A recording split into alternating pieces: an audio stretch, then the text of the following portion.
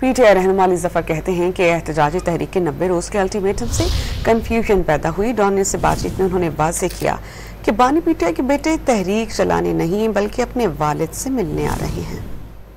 آپ سے یہ سر سمجھنا چاہوں گا کہ اب کیا وہ جو احتجاجی تحریک 5 اگست کو پیک پر پہنچنی تھی وہ 90 روز کے لیے مؤخر ہو گئی ہے یا تحریک شروع ہوگی؟ اگر تحریک شروع ہوگی تو یہ 90 روز کا الٹیمیٹم سر کس تناظر میں ہے؟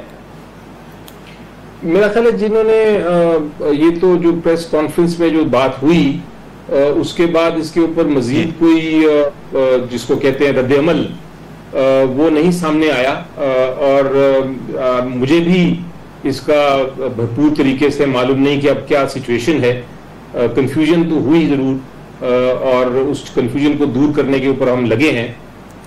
جو لوگ تھے اس وقت پریس کانفرنس میں ان کو چاہیے تھا کہ پہلے شاید مشاورت کر لیتے یا سب کو آگاہ کر لیتے کہ کیا اسٹریٹجیز ہیں۔ تو عمران خان صاحب کے بیٹے ہیں، ان کا جو پہلا ایجنڈا ہے پاکستان آنے کا جو مقصد ہے وہ کسی قسم کی موومنٹ نہیں، وہ بیسیکلی اپنے والد صاحب سے ملنا ہے، کیونکہ عمران خان صاحب کو ان سے بات کرنے کی بھی اجازت نہیں دی جا رہی۔